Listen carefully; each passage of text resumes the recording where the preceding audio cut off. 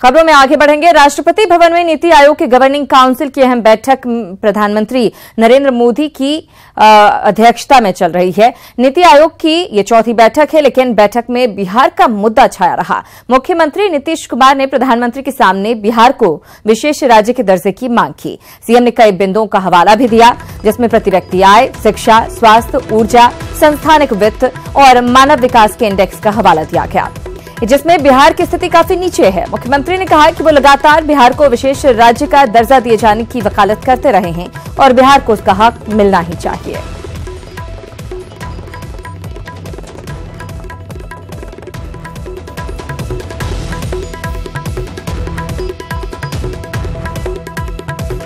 तो नीति आयोग की बैठक हुई है और वहां पर बिहार के मुख्यमंत्री नीतीश कुमार ने अपनी बात एक बार फिर पुरजोर तरीके से रखी है। कई बिंदुओं का उन्होंने हवाला दिया है और उन्होंने कहा है कि बिहार को विशेष राज्य का दर्जा मिलना ही चाहिए। तो बिहार को विशेष राज्य के दर्जे पर एनडीए में ही अलग अलग राय नजर आ रही है। जेडीयू से अलग राय जाहिर करते हुए बीजेपी नेता सीपी ठाकुर ने कहा है कि वो बिहार को विशेष राज्य का दर्जा दिए जाने के पक्ष में नहीं है। उन्होंने कहा कि विशेष राज्य का दर्जा सिर्फ नए राज्यों के लिए है और अगर बिहार को विशेष राज्य का दर्जा दिया जाता है तो कई और राज्यों को विशेष राज्य का दर्जा देना पड़ेगा। नहीं, हम इस पर हम बराबर इसके खिलाफ में इसलिए हैं कि कोई नया राज्य तो बिहार नहीं है। अगर बिहार को अभी भी चाहिए इतना दिन के बाद, लेकिन एक राज्य नहीं ना मांग रहा है कि वो बिहार को दे दीजिएगा। वो तो है कि बहुत सारा राज्य अभी कह रहा है कि विशेष राज्य का दर्जा दीजिए। सेंटर के पास जितना पैसा होगा सब नापेगा, तौलेगा तब न देगा। तो स्पेशल स्टेटस पर सियासी तकरार जारी है। जेडीयू ने साफ कर दिया है कि किसी भी हाल में विशेष राज्य के दर्जे से पीछे हटने का सवाल ही नहीं है। जेडीयू बीजेपी नेता सीपी ठाकुर के बयान को तवज्जो नहीं दे रहा है।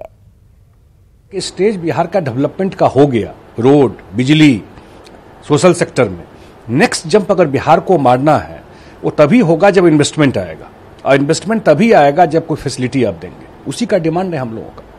विशेष पहल नहीं करेंगे, विशेष दर्जा नहीं दीजिएगा तो आखिर इसका निदान क्या है। और माननीय सुशील कुमार मोदी जी जो विधानमंडल के नेता हैं, अथवा माननीय नंद किशोर यादव जैसे वरिष्ठ नेताओं ने ट्वीट के माध्यम से, प्रेस मीडिया के माध्यम से सदन के द्वारा सर्वसम्मत प्रस्ताव के प्रति समर्थन व्यक्त किया विशेष राज्य के दर्जे पर। इसलिए कौन क्या बोलता है यह महत्वपूर्ण नहीं है, हमारे लिए यह महत्वपूर्ण है हार नहीं मानूंगा, रार नहीं छोड़ूंगा, लगातार कायम रहूंगा इस पर।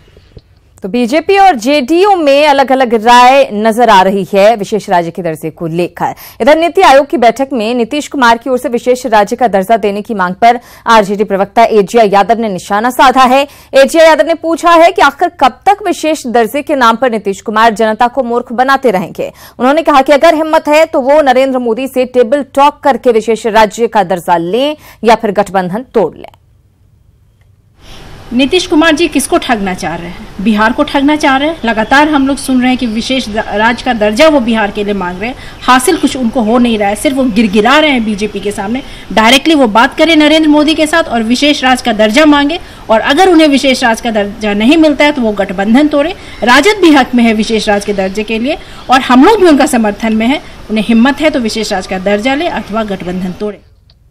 उधर नीति आयोग की बैठक में झारखंड के सीएम रघुवर दास ने झारखंड के विकास के लिए केंद्र सरकार की ओर से दी जा रही मदद के लिए आभार जताया। साथ ही झारखंड में चल रहे विकास कार्यों की जानकारी भी दी। इस मौके पर झारखंड की ओर से जल संरक्षण, सिंचाई प्रोजेक्ट और स्वास्थ्य के क्षेत्र में और मदद मांगी गई। इस बैठक से झारखंड को काफी उम्मीदें हैं। तो देश भर के मुख्यमंत्रियों के साथ झारखंड के सीएम भी नीति आयोग की इस बैठक में शामिल हुए और जो अब तक मदद दी गई है सरकार की तरफ से, केंद्र सरकार की तरफ से, उसके लिए आभार जताया। साथ ही कई और मांगे प्रधानमंत्री के सामने रखी हैं।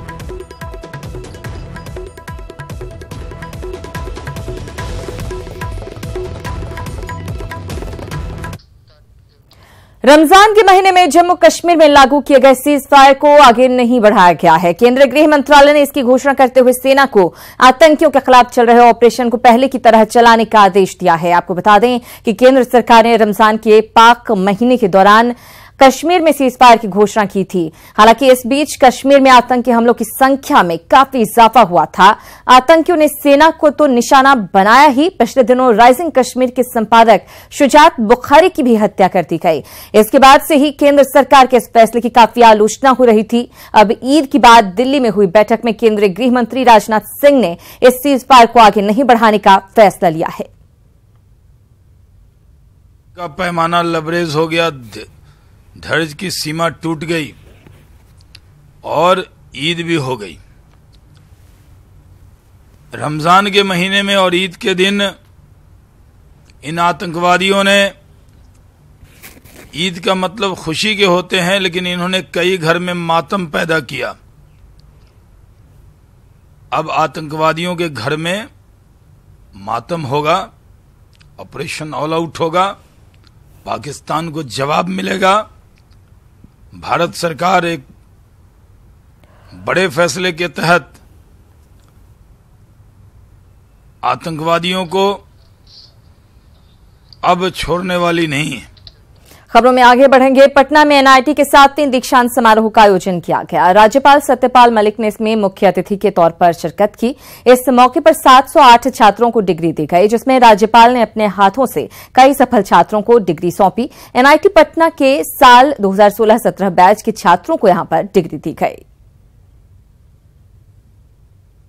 टीचर नहीं है, टीचर कहते थे, लड़के नहीं है, दोनों ही नहीं आते थे। अब हमने तय किया कि बायोमेट्रिक हाजिरी होगी और सीसीटीवी कैमरा लगा होगा, हाजिरी का अंगूठा लगा के भाग नहीं सकते हैं, उसका हमने प्रबंध किया। चौथा फैसला हमने किया, जो 35 साल से बिहार में स्टूडेंट यूनियन नहीं थी यूनिवर्सिटीज में, कॉलेजेस में, हमने कहा कि मार्च तक सब जगह स्टूडेंट यूनियन हो जानी चाहिए। एक आदमी किसी को अच्छा नहीं लगा, मैंने उन्हें कहा कि आप ये बताएं कि आपको ये अच्छा लगेगा कि कोई गुंडा आपसे बात करने आए या चुने हुए लड़का लड़कियां। जिसको कहिए कि हमने खतरा मोल लिया वो ये था, क्योंकि बिहार में बीएड एजुकेशन बड़े ताकतवर लोगों के हाथ में, और एजुकेशन नहीं थी, वो बड़ा रैकेट था, उसमें कॉलेज थे ही नहीं। जब उसका इंस्पेक्शन होता था, बराबर के कॉलेज की फैकल्टी ला के खड़े कर देते थे, यहाँ की फैकल्टी वहां खड़े कर देते थे, एग्जॉर्बिटेंट फीस लेते थे बच्चों के, फिर उन्हें अपने भाग्य पे छोड़ देते थे, फिर वो आंदोलन करते थे, कोर्ट में जाते थे, उनके इम्तिहान होते थे। हमने तय कर दिया कि नीट की तरह सेंट्रलाइज्ड इम्तिहान होगा, और इस बार वो इम्तिहान सेंट्रलाइज्ड हो रहा है। और आपको जान के आश्चर्य होगा, 70 कॉलेज गायब हैं, उनका पता ही नहीं अब कहां है। और राज्यपाल सत्यपाल मलिक ने एनआईटी दीक्षांत समारोह में कहा कि उन्होंने बिहार आकर चैलेंज लिया है और बीएड एडमिशन को लेकर ताकतवर लोगों के खिलाफ फैसला भी लिया है। कॉमन एडमिशन के लिए विज्ञापन निकल चुका है और 70 कॉलेज गायब हो गए हैं। साथ ही उन्होंने ये भी दावा किया कि अब शिक्षकों को कॉलेज से भागने का मौका नहीं मिलेगा, सभी के लिए बायोमेट्रिक हाजिरी जरूरी होगी।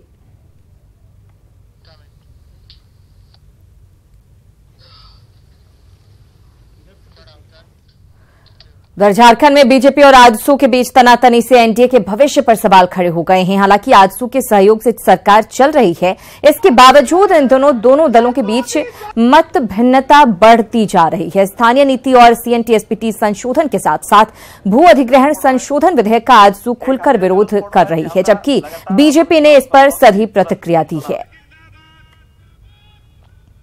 पंचायत गांव-गांव घूमे हैं और लोगों को बताया है कि ये झारखंडियों के लिए ये नीति ठीक नहीं है, झारखंड के विकास के लिए ये नीति ठीक नहीं है, और हम लोगों ने उसका विरोध किया है। यहाँ तक कुछ ऐसे बयान आ रहे हैं, वो बयान पर कहीं न कहीं आजसू के बड़े नेता को, सुप्रीमो को, सुदेश महतो जी को, अपने कुछ लोगों पर थोड़ा बंदिश लगाना चाहिए। इस प्रकार के बयान आने से कार्यकर्ताओं में भ्रम की स्थिति आती है और ये दोनों के लिए बेहतर नहीं है। और झारखंड में पूर्व सीएम अर्जुन मुंडा को लेकर तीसरे दिन भी जेएमएम की ओर से ऑफर देने का सिलसिला जारी है। कल पार्टी के कार्यकारी अध्यक्ष हेमंत सोरेन ने भी अर्जुन मुंडा को लेकर सॉफ्ट कॉर्नर दिखाया था। आज फिर पार्टी महासचिव विनोद पांडे ने अर्जुन मुंडा को जेएमएम में शामिल होने पर स्वागत करने की बात कही है। अर्जुन मुंडा जी इस राज्य में लगातार मुख्यमंत्री भी रहे हैं, भारतीय जनता पार्टी में एक बहुत ऊंचे ओहदे पर भी हैं। झारखंड मुक्ति मोर्चा के जो सोच है यहाँ के लोगों के प्रति, यहाँ के आदिवासी मूलवासियों के प्रति, उस सोच को उन्होंने बहुत स्पष्ट तरीके से अखबारों में, मीडिया में रखने का काम किया है। तो हम लोगों ने कहा कि आप हमारे कार्यक्रम को, हमारे नीति को आप समर्थन करते हैं तो आप पार्टी में पुनः आपकी वापसी हो जाए, हम लोग स्वागत करेंगे। और गोड्डा पुलिस ने बीजेपी नेता हत्याकांड के 2 और आरोपियों को गिरफ्तार कर लिया है, जबकि मुख्य आरोपी विनोद यादव को पहले ही पकड़ा जा चुका है। पिछले 9 जून को दरघट्टी गांव में बीजेपी नेता शंकर राय की हत्या कर दी गई थी। गोड्डा पुलिस के मुताबिक बालू डंपिंग को लेकर बीजेपी नेता और उसी गांव के विनोद यादव के बीच विवाद चला रहा था। उसने 2 साथियों की मदद से उनकी हत्या की थी।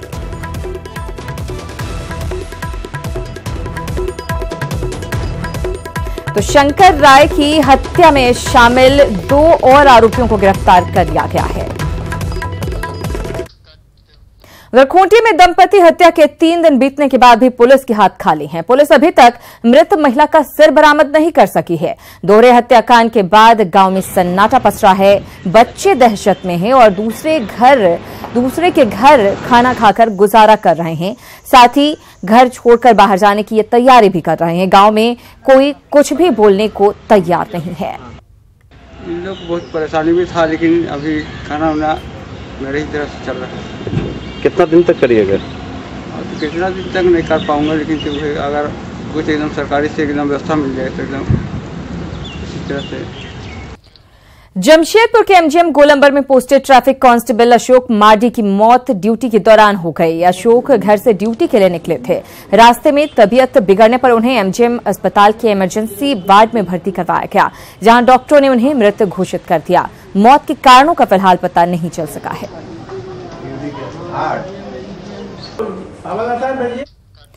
खबर रामगढ़ से, जहां चुटूपालू घाटी में 3 गाड़ियां आपस में टकरा गई, जिससे एक ट्रक में आग लग गई। थोड़ी देर बाद दूसरे ट्रक में भी आग लग गई। दोनों ट्रकों में माल लदा हुआ था। हालांकि पेट्रोल टैंकर हादसे में बाल बाल बच गया और बड़ा हादसा टल गया। हादसे में किसी के हताहत होने की खबर नहीं है। बाद में अग्निशमन विभाग की गाड़ी ने आग पर काबू पाया। और चाईबासा से बड़ी खबर मिल रही है। यहां पर सांसद आदर्श गांव केरा में डायरिया का प्रकोप सामने आया है। डायरिया से एक शख्स की मौत हो चुकी है, वहीं 2 दर्जन से ज्यादा लोग डायरिया से पीड़ित बताए जा रहे हैं। कई मरीजों की हालत गंभीर बताई जा रही है। डायरिया पीड़ित मरीज चक्रधरपुर लाए गए हैं। प्रभावित गांव में मेडिकल टीम भेजने की तैयारी की जा रही है। बीजेपी सांसद लक्ष्मण गिलुआ के गोद लिए गांव की ये तस्वीर है। उधर बोकारो में राष्ट्रीय फुटबॉल खिलाड़ी लक्ष्मण मुर्मू से मारपीट के आरोपियों पर कार्रवाई नहीं होने से आदिवासी समाज नाराज है। नाराज आदिवासियों ने तलवार और फरसा समेत अन्य पारंपरिक हथियार के साथ विरोध प्रदर्शन किया। साथ ही पुआल में आग भी लगा दी।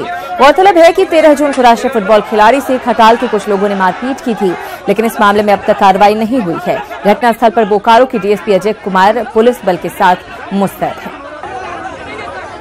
आज हम लोग रोड में नहीं, यहाँ पर न्याय लेने के लिए उतरे हुए हैं। किसी का हम लोग अब भीख मांगने से नहीं चलेगा। हम लोग चाह रहे हैं कि ऑन द स्पॉट जितने भी लोग इसमें दोषी हैं, पुलिस प्रशासन अभिलंब उसको आरोपी को गिरफ्तार करे। पुलिस अपनी कार्रवाई कर रही है, जिसमें जो अभियुक्त हैं वो अभी घर से फरार हैं और हम लोग दबिश दे रहे हैं। जल्दी ही हम लोग उनकी गिरफ्तारी कर जो विधि सम्मत कार्रवाई होगी वो करेंगे।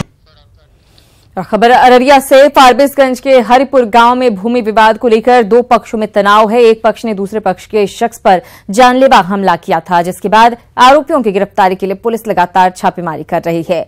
गांव पुलिस छावनी में तब्दील हो चुका है और पुलिस आरोपियों को एक-एक कर दबोच रही है। आपको बता दें कि जिस शख्स के साथ मारपीट की गई थी, कुछ दिनों पहले ही उसके पिता पर भी जानलेवा हमला हुआ था।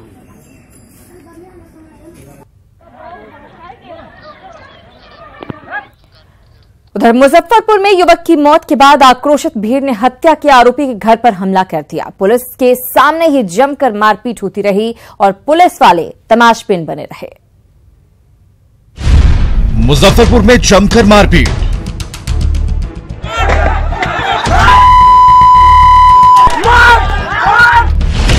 जंग का मैदान बना तिहवारा गांव।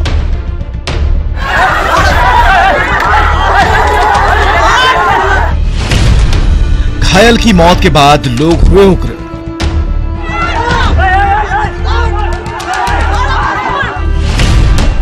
भीड़ ने किया आरोपी के घर पर हमला।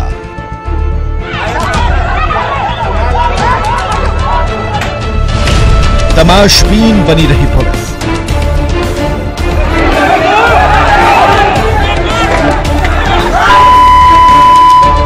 इन तस्वीरों को देखिए, ऐसा लग रहा है जैसे जंग का मैदान। एक घर पर कई दर्जन लोगों ने एक साथ हमला बोल दिया। मार मार की आवाज गूंजने लगी और एक शख्स को जमकर पीटा जाने लगा। तभी दूसरी तरफ से भी पत्थरबाजी शुरू हो गई। छत पर मौजूद महिलाओं ने भीड़ पर पत्थर फेंकना शुरू कर दिया।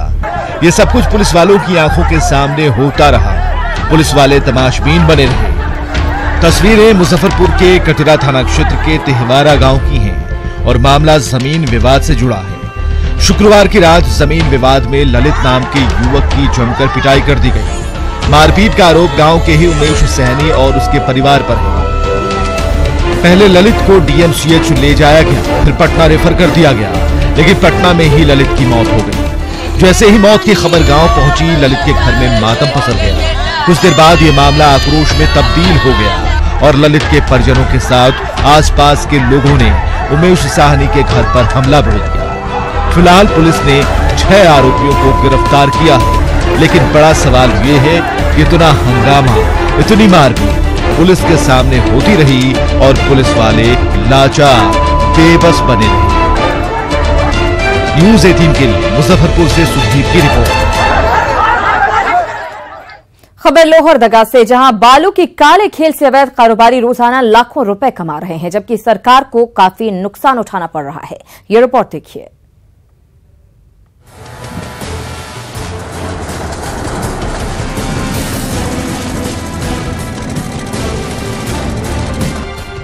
लोहरदगा में बालू का काला कारोबार धड़ल्ले से चल रहा है। ऐसे ही सैकड़ों ट्रैक्टर रोजाना हजारों टन कीमती बालू बेरोक टोक आसपास के प्रदेशों में पहुंचाते हैं। मनहो से लेकर सीटियो, सिरिंघातू, सेन्हा और कोयल जैसे बालू घाटों से जेसीबी के जरिए अवैध तरीके से बालू का उठाव होता है और फिर उसकी तस्करी से बालू माफिया लाखों रुपए के वारे न्यारे करते हैं। सेन्हा प्रखंड में 3-4 ऐसा बालू घाट है, माने अवैध रूप से बालू उठाया जाता है और सिर्फ दलाल और माफिया के माध्यम से पूरा प्रशासन का मिली भगत से उठाया जाता है। यहाँ पे अवैध तरीके से बालू का निकासी किया जा रहा है और कहीं न कहीं यहाँ पे जो जल स्तर एकदम नीचे जाते जा रहा है और प्रशासन कहीं न कहीं यहाँ मिली भगत।